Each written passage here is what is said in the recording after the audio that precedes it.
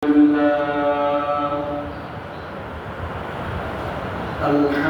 لله نحمده ونستعينه ونستغفره ونعوذ بالله من شرور أنفسنا ومن سيئات أعمالنا من يهده الله فلا مضل له ومن يضلله فلا هادي له ونشهد أن لا إله إلا الله وحده لا شريك له ونشهد أن سيدنا ومولانا محمدا عبده ورسوله أرسله بالحق بشيرا ونذيرا وداعيا إلى الله بإذنه وسراجا منيرا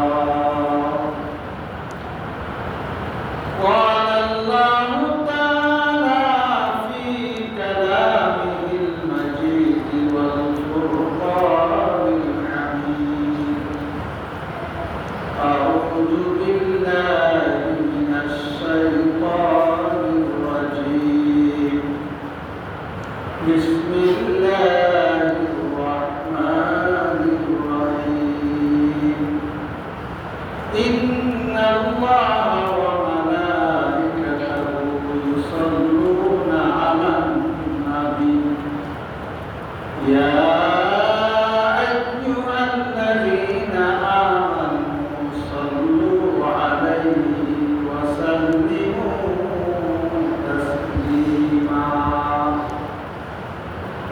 قال النبي صلى الله عليه وسلم لا يؤمن أحدكم حتى أكون أحب إليه من والده وولده والناس أجمعين أو كما قال عليه الصلاة والسلام الحمد لله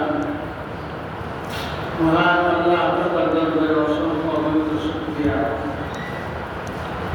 আল্লাহ রাব্বুল আলামিন আমাদেরকে রমজান মাস দান করেছেন রমজান শেষে শাওয়াল মাসের আজকে 7 তারিখ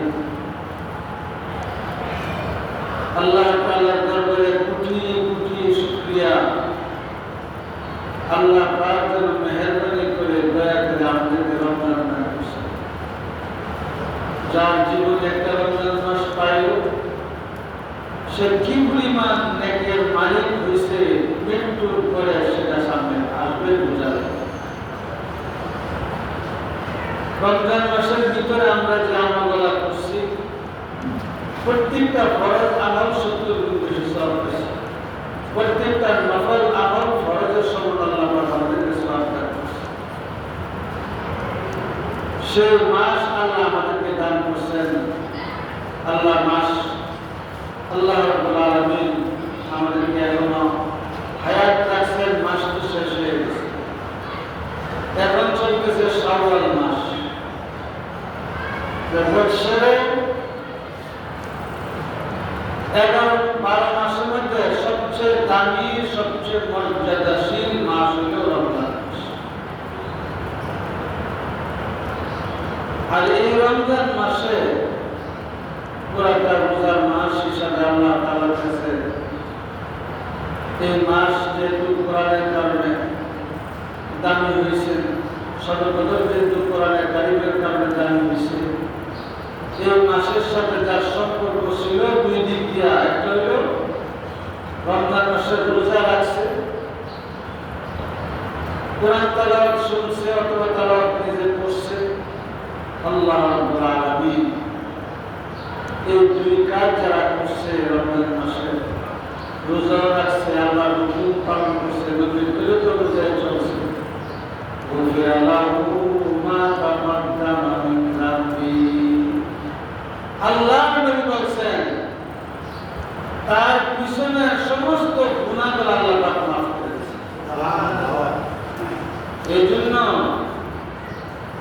রমজান মাসে আমরা অনেক আমল করছি। আমল করা যেমন সহজ, ধৈর্য রাখা কঠিন। উপার্জন করা সহজ, ধৈর্য রাখা কঠিন।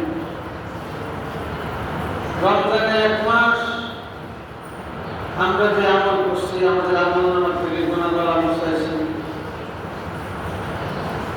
রমজানের পর থেকে আমাদের পিছনে আল্লাহ রাব্বুল আলামিন জানাই দিয়েছেন যে শয়তান হলো প্রত্যেকটা মুসলমানদের চিরশত্রু, একদিন দুদিনের না।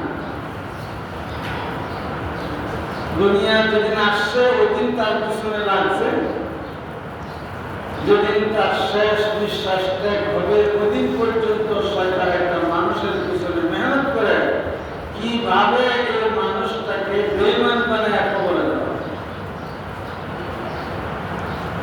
ওয়ালা তাত্তাবিউ খুতুওয়াতিশ শাইতান ইন্নাহু লাকুম আদুউম মুবিন। আল্লাহ পাক জানাই দিয়েছেন শয়তানের অনুসরণ করো না, কারণ শয়তান হলো তোমাদের চির দুশমন, কখনো তোমাদের সেবা করবে না।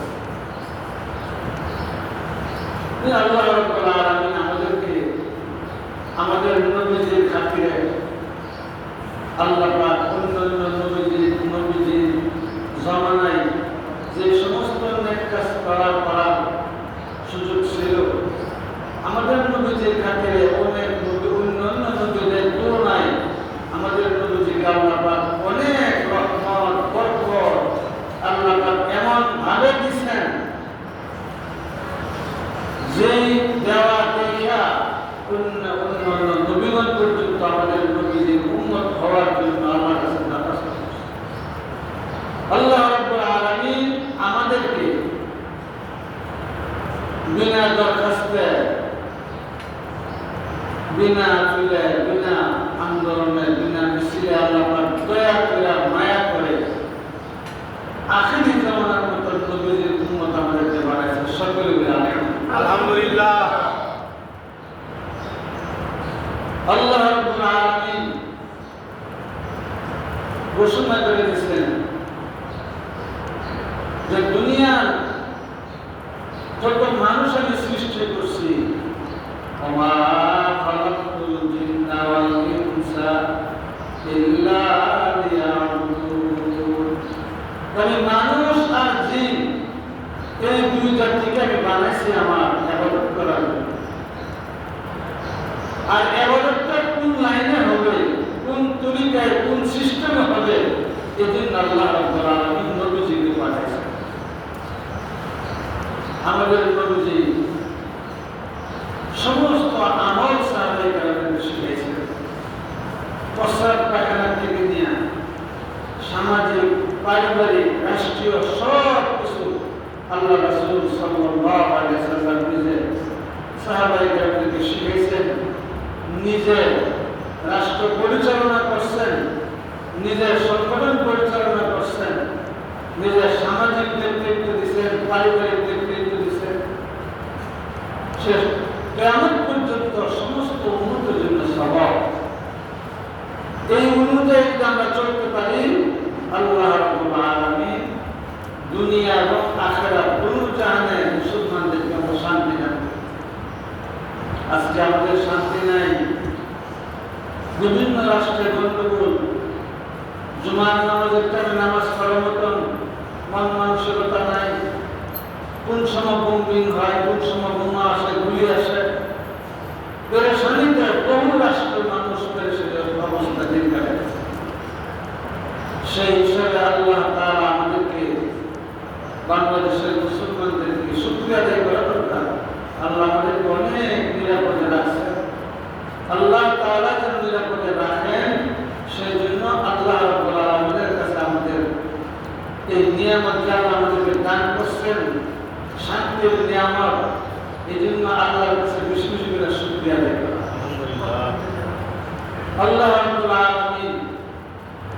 এত বড় দয়াবান, যে নবীর উসিলা আমাদের এই উম্মতের মর্যাদা আল্লাহ বাড়াই দিয়েছেন।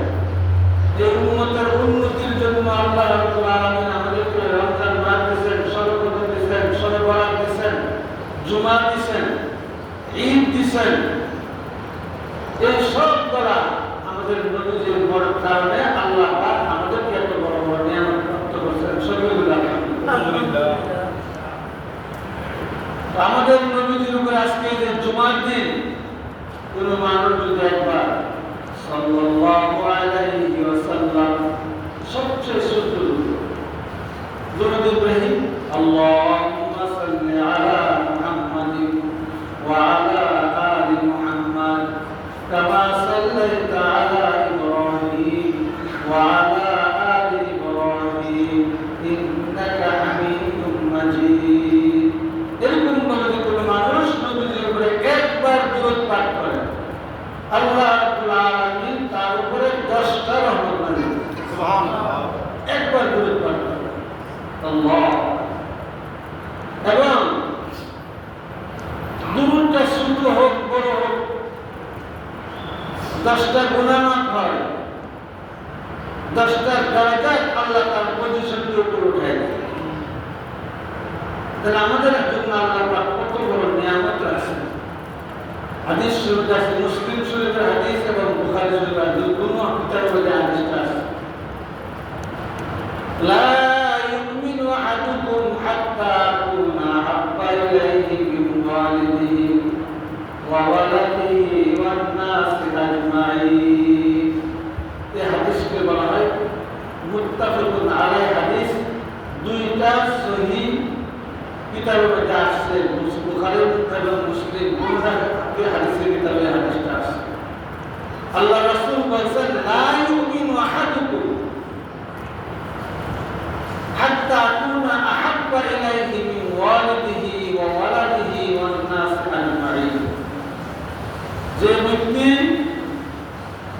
নিজের আপন সন্তানের চেয়ে বেশি মহব্বত, সন্তান যেমন মাতা পিতাকে মহব্বত করে, মাতা পিতা যেমন সন্তানকে মহব্বত করে, এর চেয়ে বেশি মহব্বত যদি কোনো ব্যক্তি আমাদের নবীজিকে না করে, তার শব্দটা আল্লাহ নবী বলেছেন লা ইউমিনু আহাদুকুম হাত্তা আকুনা আহাব্বা ইলাইহি, কতক্ষণ পর্যন্ত তোমার ঈমানের বলেন নাউযুবিল্লাহ। তাহলে আমাদের জন্য আমাদের নবীজির মহব্বতটা জেনে রাখা কত জরুরি, কত জরুরি। আর এই মহব্বত থাকার দ্বারা আমার উন্নত হবে, আমার লাভ হবে। আল্লাহ আমি যদি নবীর সাথে সম্পর্ক ভালো করতে পারি, লাভ হবে না। এই জন্য আল্লাহ রাসূল জানা দিয়েছেন তুমি তোমার সন্তানকে যতটুকু মহব্বত করো, তোমার সন্তান তোমাকে যতটুকু মহব্বত করে, এর চেয়ে বেশি মহব্বত আমি নবীকে করতে হবে। তাহলে বোঝা যাবে তুমি কামের পরিপূর্ণ ঈমান। যদি কোনো মানুষ তার সন্তানকে যে পরিমাণ মহব্বত করে সেই পরিমাণ মহব্বত নবীকে করে না, অথবা সন্তান হয়ে মাতা পিতাকে যে পরিমাণ মহব্বত করে নবীকে সেই পরিমাণ মহব্বত করে না, এই হাদিসের ব্যাখ্যার মধ্যে আসছে সেই লোকটা মুমিন হবে ঠিক, কিন্তু পরিপূর্ণ ঈমানদার হতে পারে, পরিপূর্ণ ঈমানদার হতে পারবে না। এই জন্য সাহাবায়ে কেরাম আমাদের নবীকে কত মহব্বত করছে, বেনজির মহব্বত। আল্লাহ রাসূল সাল্লাল্লাহু আলাইহি ওয়াসাল্লাম মাথার মধ্যে শিঙ্গা লাগাইছেন। শিঙ্গা লাগানো একটা চিকিৎসা, হাজামা, বুখারী মুসলিমের হাদিসের মধ্যে আসে। বিষাক্ত রক্ত বের হয়েছে, এই রক্তটা এক সাহাবীকে দিচ্ছেন যে তুমি মাটির তলে নিয়ে বাইরে নিয়ে এসো। কারণ মুসলমানদের শরীরের অঙ্গ, নখ কাটে, গায়ে শরীরের চুল কাটে, যেগুলা সুন্নত তৈরি করে মাটির নিচে দাফন করে। তার কারণ হলো আমার শরীরের মধ্যে যে নখটা ছিল, এটা আমার শরীরে থাকা অবস্থায় আমি তো ইবাদত করছি, ভালো কাজ করছি, এ ধরনের সাক্ষী সে হচ্ছে।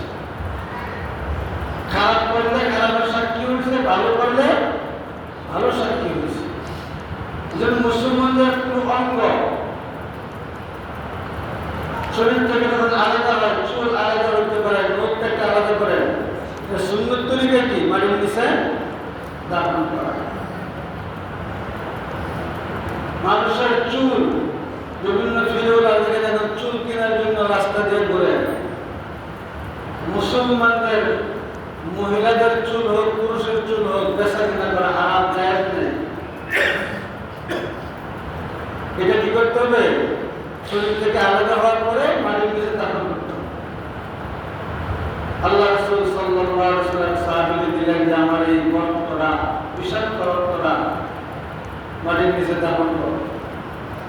ওই সাহাবী নবীর জন্য এত মহব্বত ছিল, এত মহব্বত তার অন্তরে ছিল, যে দুইটা রক্ত কিন্তু এর থেকে মেশক আম্বরের গ্রান আসতেছে, বলেন সুবহানাল্লাহ। উনি আগে উঠায়া এই রক্তটা গুট করে খাই বলেছে, বলেন সুবহানাল্লাহ। কিছুক্ষণ পরে আসছে, আয়েশা বলতেছে ইয়া রাসূলুল্লাহ, আমি আপনার রক্তটা জায়গা মতো থামাইছি। কি করছি? জায়গা মতো থামাইছি। হুজুর সাল্লাল্লাহু আলাইহি ওয়াসাল্লাম জিজ্ঞাসা করেছেন, ওগো সাহাবী, তুমি কোথায় রাখছো বলো? হুজুর, আমি এটা কোথায় রাখবো? আপনার শরীরের একটা অংশ, এর থেকে মেশক আম্বরের ঘ্রাণ আসতেছে, আমি কোথায় রাখবো? রাখার কোনো জায়গা পাই না, আমি নিজে খাই আমার পেটের ভিতরে ঢুকেছি।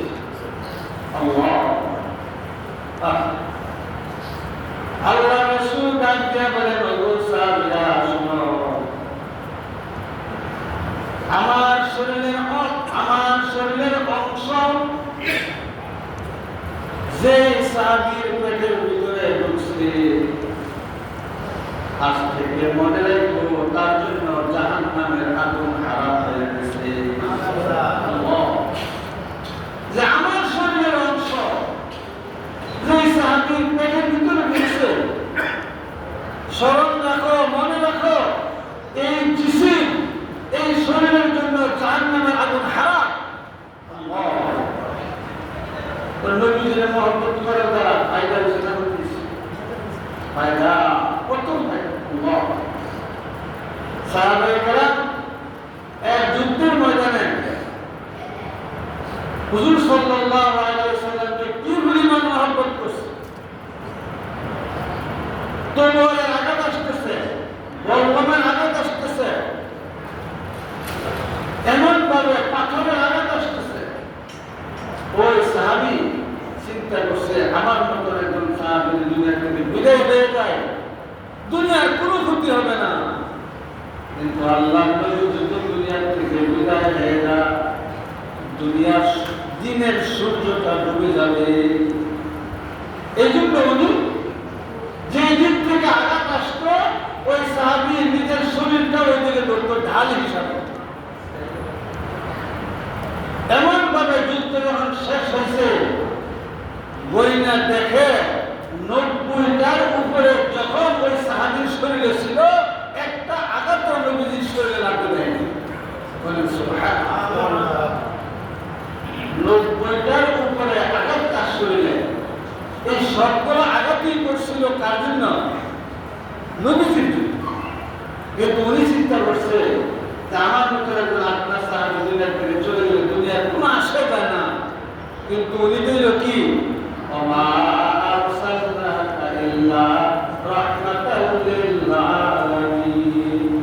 আল্লাহর নবী তো দুনিয়ার জন্য রহমত, আখিরাতের জন্য রহমত, দুনিয়া জাহানের জন্য রহমত। এমন একটা রহমতের সূর্য ডুবে গেলে মানুষের জন্য ক্ষতি হবে। আমার মতো একজন সাহাবী দুনিয়ার থেকে বিদায় হয়ে গেলে কোনো ক্ষতি হবে না। এই জন্য উনি নিজে 90টারও বেশি যখন নিজের শরীরে গ্রহণ করছে, কিন্তু রাসূলের শরীরে লাগতে দেয় না। বলেন সুবহানাল্লাহ। নবীজির জন্য কি পরিমাণ মহব্বত ছিল। আল্লাহ, তারা ছিল আশিকে রাসূল। তারা ছিল কি? আশিকে রাসূল। রাসূলের জন্য আশিক ছিল। নিজের জীবন বিসর্জন দেওয়া তাদের জন্য ব্যাপার মনে হতো না। কিন্তু নবীজির শরীরে একটা পাথরের আঘাত লাগবে, পাথরের টুকরার আঘাত লাগবে, এটা কোনো সাহাবীরা সহ্য করতে পারে। এই জন্য সাহাবায়ে কেরামদের সম্পর্কে আল্লাহ রাব্বুল আলামিন কোরআনে কারিমে ঘোষণা করেছেন, রাদিয়াল্লাহু আনহুম ওয়া রাদু আন। সুবহানাল্লাহ। রাদিয়াল্লাহু আনহুম ওয়া রাদু আন। আল্লাহ পাক ঘোষণা করেছেন, আমি আমার নবীর সাহাবীদের উপরে চিরদিনের জন্য আমি সন্তুষ্ট হয়ে গেলাম। সুবহানাল্লাহ। নবীর সাহাবীদের উপরে নবীজি কি আল্লাহ পাক কি আমাদের নবীদের যে সাহাবী ছিলেন এদের উপরে আল্লাহ পাক এদের সম্পর্কে আয়াত নাযিল করেছেন, রাদিয়াল্লাহু আনহু ওয়া রাদু আন। আমি আল্লাহ আমার নবীর সাহাবীদের উপরে চিরদিনের জন্য সন্তুষ্ট হয়ে গেছি। আল্লাহ যদি সন্তুষ্ট হয়ে যায় আর কি দরকার হবে? এই জন্য আল্লাহ রাসূল বললেন, যে ব্যক্তি আমাকে সবচেয়ে বেশি মহব্বত না করবে, সন্তানের চেয়েও, মাতা পিতার চেয়েও, বিবি বাচ্চার চেয়েও, বন্ধু বান্ধবের চেয়েও, আত্মীয় স্বজনের চেয়েও বেশি মহব্বত যদি নবীদের না করা হয়, আল্লাহ রাসূল বলেছেন, বুখারী শরীফের হাদিস, লা ইউমিনু আহাদুকুম, তোমাদের মধ্যে কারো ঈমান নেই। নবীজির উপর ঈমান থাকতে হলে কি থাকতে হবে? নবীজির দিনের মধ্যে প্রত্যেকটা মানুষের অন্তরে নিজের সন্তানের চেয়েও, মাতা পিতার চেয়েও বেশি মহব্বত আমার আপনার অন্তরে নবীজির জন্য থাকতে হবে। তাইলে সেই লোকটা পরিপূর্ণ ঈমানদার হবে, কামেল মুকাম্মাল মুমিন হতে পারে। তিরমিজি শরীফের যে হাদিসে ব্যাখ্যা করছেন যে মহব্বতের মাপকাঠি হলো চারটা। কয়টা? চারটা। এই হাদিসের ব্যাখ্যার মধ্যে আসছে, 1 নম্বর হলো জামাল, 2 নম্বর হলো কামাল, 3 নম্বর হলো নাওয়াল, 4 নম্বর হলো কারাবাত। জামাল শব্দের অর্থ হলো সৌন্দর্য। সুন্দরের কারণে মানুষ মানুষকে মহব্বত করে। একটা বিল্ডিং যদি সুন্দর হয় এটা মানুষের পছন্দ করে। একটা পশু যদি সুন্দর হয় যেন মানুষের কি করে? মহব্বত করে। আর মানুষের মধ্যে মানুষ সুন্দর বেশি হওয়ার কারণে অনেক মানুষ এত মহব্বত করে, এটা হাসিল না হলে জীবন দেওয়া দেয়। কি বলে? এরকম হয় না? মহব্বত করতে গিয়া তার মহব্বতটা কাজে লাগাতে পারছে না, এই জন্য বিষ খেয়ে মারা গেছে। রেলগাড়ির নিচে গিয়া জীবন দিয়ে দিছে, এরকম ঘটনা হয় কিনা? ফাঁসির রশিতে ঝুলিয়ে রয়েছে। তারা সেটা দেখা গেছে কি যে এমন মেয়ের আশেক ছিল, তাকে অর্জন করতে পারবে, সে দেখা এবং সে জীবন দিয়ে দিচ্ছে। তাহলে বোঝা গেছে সুন্দরের কারণে মানুষ মানুষকে মহব্বত করে কিনা? সুন্দরের কারণে বস্তুকেও মানুষ কি করে? মহব্বত করে। তো মহব্বতের মাপকাঠি চারটার মধ্যে 1 নম্বর হচ্ছে কি? সুন্দর হওয়া। এখন রাসূলুল্লাহ সাল্লাল্লাহু আলাইহি সাল্লাম সুন্দর ছিলেন কিনা? হাদিস শুনতে আসছে, হযরত ইউসুফ আলাইহিস সালাম আল্লাহ পাক ওনাকে এত সৌন্দর্য দান করছে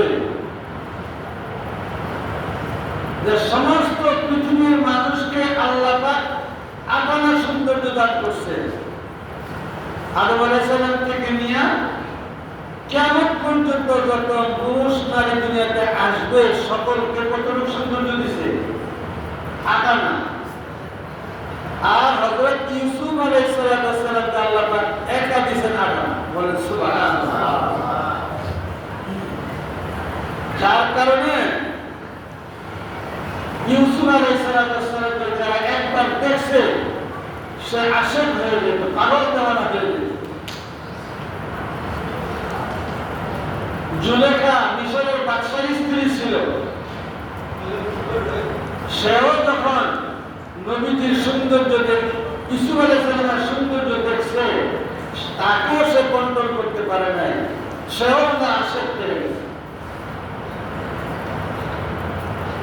যে কারণে উনার দিলের খাহাসত মেটানোর জন্য উনার যে বাড়ি ছিল, বিল্ডিং ছিল, ওটার একে একে 7টা গেট বন্ধ করে ওনাকে আটকাইছে। দাবি ছিল কি যে আজ যে মিশরের বাদশাহ যদি ওনাকে ছেড়ে হতে অসুবিধা নাই, কিন্তু ইউসুফকে সে পাইতে হবে। ইউসুফ আলাইহিস সালামের জন্য এত আশক হয়ে গেছে। হযরত ইউসুফ আলাইহিস সালামের পিছনে আশক হইতে হইতে এমন একটা পর্যায়ে যা করছে, ওনাকে 7টা গেট বন্ধ করে তালা লাগায়া ওনার দিলের খাহাসত পুরা করার জন্য চেষ্টা করছে। উনি ডাকতেছেন আল্লাহ পাক, সে ঘটনাটা কোরআনে কারিমে উল্লেখ করে দিয়েছেন। সে বলতেছেন ক্বালা ইয়া হাইতালা, হে ইউসুফ আমার বিছানায় আসো। ইউসুফ বিছানায় আসবে, উনি একজন মহিলা, তার অর্থ কি এটা সবাই বুঝছেন। ইউসুফ আলাইহিস সালাম চেষ্টা করতেছে, আমি যে জায়গাতে বন্দী হয়েছি 7টা গেট তালা লাগানো, এখন যে প্রস্তাবটা আমার কাছে রাখছেন সম্পূর্ণ আল্লাহ রাব্বুল আলামিনের আইনের বিপরীত। কি বলে আইনের বিপরীত না? ইউসুফ আলাইহিস সালাম চিন্তা করছেন এই কাজটা কিছু বা কোনোভাবেই সম্ভব না, যেহেতু আমি একজন নবীর সন্তান, আর ইউসুফ আলাইহিস সালাম নিজেও নবী। যে ঘরের ভিতরে এরকম ডাকাডাকি করছে, ওই ঘরের ভিতরে মূর্তি ছিল, মূর্তি। সেই মূর্তিটা জোরে না, এটা কাপড় দিয়া ডাইকে রাখছে। ইউসুফ আলাইহিস সালাম জিজ্ঞাসা করছে, তুমি এই মূর্তিটাকে কাপড় দিয়ে রাখছো কেন? বলে আমাদের ভগবান, আমরা তার পূজা করি, আমরা এখানে যে ঘটনাটা ঘটবে এটা উনি সরাসরি দেখাটা আমাদের জন্য অন্যায় হবে, এই জন্য ডাইকে রাখছে। ইউসুফ আলাইহিস সালাম বললেন, মাটির মূর্তি যার নাকের আগায় মাছি পায়খানা করলে ফিরানোর ক্ষমতা নাই, তার ভয়ে সে যদি দেখে এই জন্য কাপড় দিয়ে ঢাকছে। আর আমার যে মওলা দেখার জন্য জানালা দরকার হয় না, দরজার দরকার হয় না, সব জায়গায় দেখে সেই মওলাকে হাজির রেখা আমার দ্বারা কিভাবে এই কাজ করা সম্ভব? এই মনোভাব যখন আসছে, উনি বিসমিল্লাহ আল্লাহু আকবার বলে যখন দৌড় দিচ্ছেন, প্রথম গেটের কাছে যাওয়ার সঙ্গে সঙ্গে গেটটা খুলে গেছে। বলেন সুবহানাল্লাহ। দ্বিতীয় গেট খুলে গেছে, তৃতীয় গেট খুলে গেছে। এমন ভাবে উনি নিচে নামতে 7টা গেট কোথাও বাধা হয় নাই, উনি দৌড়াইতেছেন। উনি দরজার কাছে যাইতে দেরি, দরজা খুলতে দেরি হয় নাই। আল্লাহ পাকের কুদরতের সাহায্যের মাধ্যমে আল্লাহ ওনাকে গুনাহ থেকে হেফাজত করেছে। সুবহানাল্লাহ। যেটা বিশাল বড় একটা গুনাহ কাছে বুঝি না, এর থেকে বাঁচার জন্য চেষ্টা করার কারণে আল্লাহ কি করেছে? রাস্তা খুলে দিয়েছে। এই খবর যখন মিশরের অন্যান্য মন্ত্রী মিনিস্টারদের বিবিরা শুনল যে ইউসুফ আলাইহিস সালামের পিছনে জুলাইখা পাগল হয়েছে, ইউসুফের পিছনে দৌড়াদৌড়ি করছে, যে কেমন মানুষ, সে একটা গোলাম, তারা কিনে আনছে, তার জন্য এরকম পাগল হয়ে যাওয়া, এটা অন্য অন্য মন্ত্রীর স্ত্রীরা অনেক লজ্জাজনক জিনিস মনে করছে, তিরস্কার করতেছে তারা। তখন সে চিন্তা করতেছে, আমি যে কেন তার পিছনে পাগল হয়েছি, এদেরকে দায়িত্ব না আনলে তো তাদেরকে বুঝাইতে পারবো না। এদেরকে দাওয়াত দিছে, তফসিরে মারফতের মধ্যে আসছে, দাওয়াত দেওয়ার পরে এদের হাতে একটা করে ফল দিছে আর খুব ধারালো একটা ছুরি দিছে।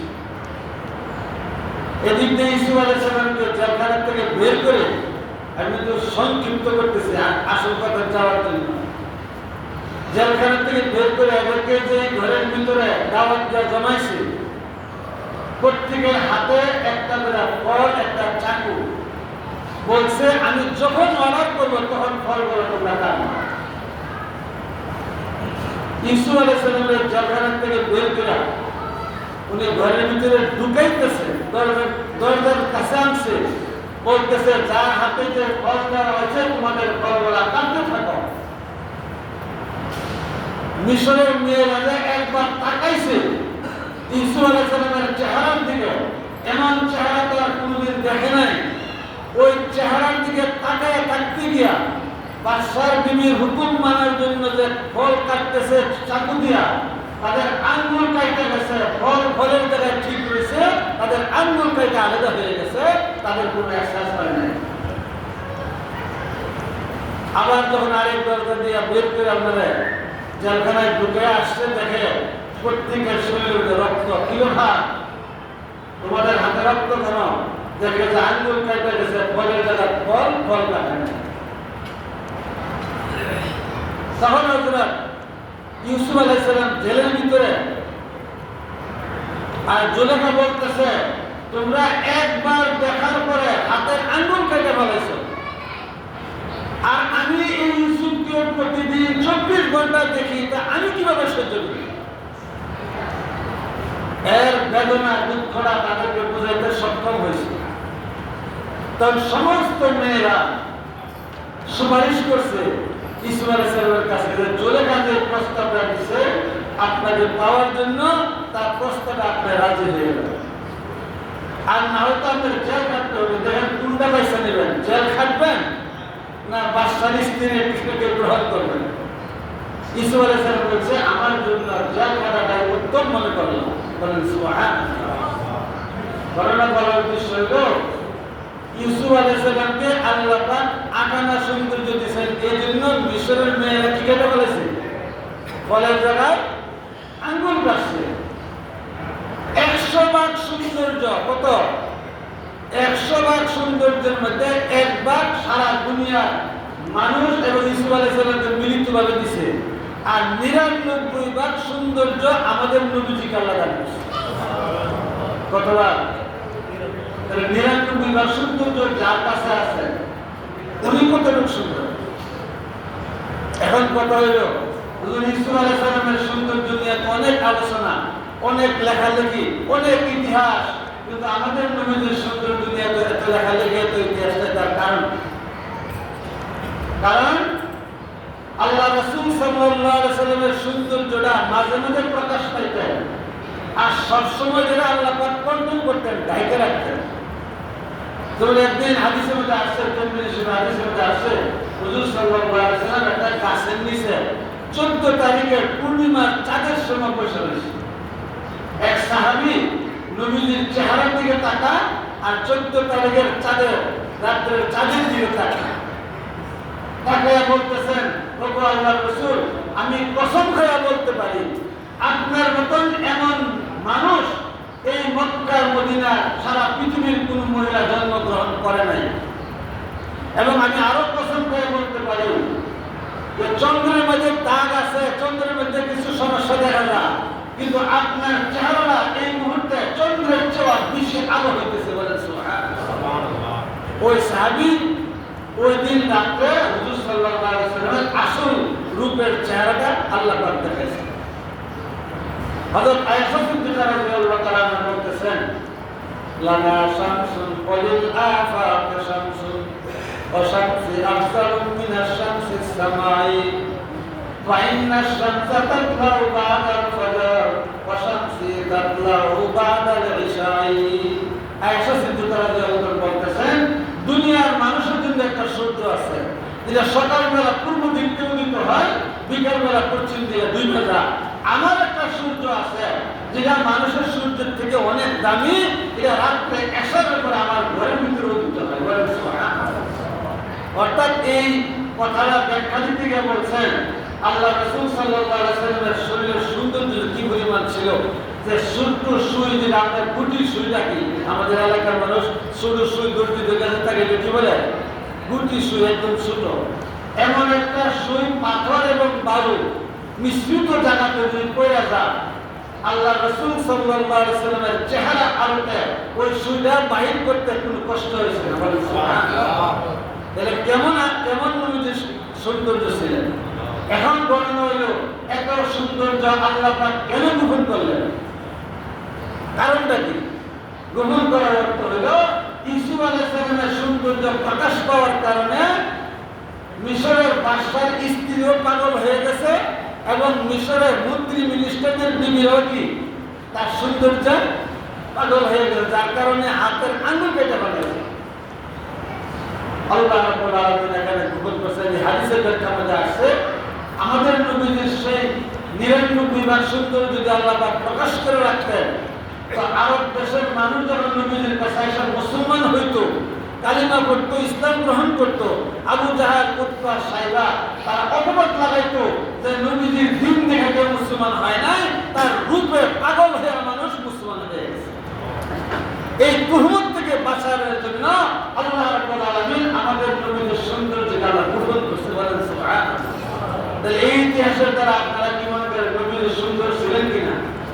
তো মহব্বতের মাপকাঠি করে চারটা। এক নম্বর হলো সৌন্দর্য হওয়া। এক নম্বর কি সৌন্দর্য হওয়া। তো নবীজি সুন্দর ছিলেন কিনা? তাহলে নবীজি মহব্বতের উপযুক্ত কিনা? এই জন্য আল্লাহ রাসূল বলেন, লা ইউমিনু আহাদুকুম হাত্তা আকুনা হাব্বা ইলাইহি মিন ওয়ালিদিহি ওয়া ওয়ালাদিহি ওয়ান নাসি আজমাইন। যে আমার নবীজি হইল এমন এক ব্যক্তি যে যাকে তোমরা নিজের সন্তানের থেকে বেশি মহব্বত না করো, মাতা পিতার চেয়ে বেশি মহব্বত না করো, তাহলে পরিপূর্ণ ইমানদার হইতে পারবে না।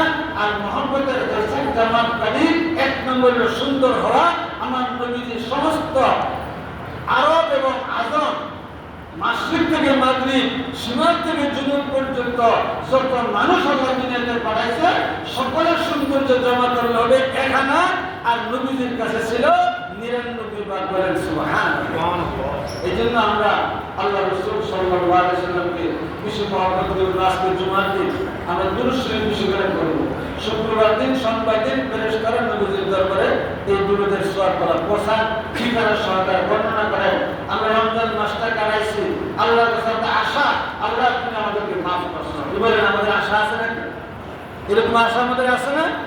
হ্যাঁ, হযরত উমর রাদিয়াল্লাহু তাআলা বলেন, আল্লাহ যদি কোনো একটা মানুষ জাহান্নামে দেয়, না জানিয়ে আমারে দেয়, এত ভয় পাইতেন। আর যদি এত আশা ছিলেন আল্লাহ যদি একজন মানুষ জান্নাতে দেয়, আমি উমর আশা করি আল্লাহ আমারে দিবে। তাহলে এই আশা এবং ভয়ের মধ্যে ঈমান। আমরা ইনশাআল্লাহ আশা করতে পারি না, আল্লাহ তোমার জন্য কষ্ট করে তারাবি করছি, তোমার জন্য কষ্ট করে নামাজ পড়ছি, তোমার জন্য কষ্ট করে রোজা রাখছি, তোমাকে খুশি করার জন্য। আমাদের আশা আর আল্লাহ আমারে মাফ করে দিচ্ছে। বলেন সুবহানাল্লাহ। কি বলেন এরকম আশা করা যায় না? এমন আশা যদি আপনি আল্লাহর উপরে করে, আল্লাহর দয়া আপনার উপরে দৌড়ে আপনি বন্দার কত ভালো ধারণা আছে, আল্লাহ মাফ করে দেবে। এই জন্য আল্লাহ রাসূল সাল্লাল্লাহু আলাইহি ওয়াসাল্লাম মুসিদ আপনি শরীফ পাইছি, বিশেষ করে নবীজির আমরা দরুদ পড়ব। আর রমজান চলে গেছে, আমরা রমজানের জন্য গুনাহ শেষ ছিলাম, এখনো গুনাহ থেকে বিরত থাকবো। আল্লাহ আমাদেরকে তৌফিক দান করুন, যারা সুন্দর খুশি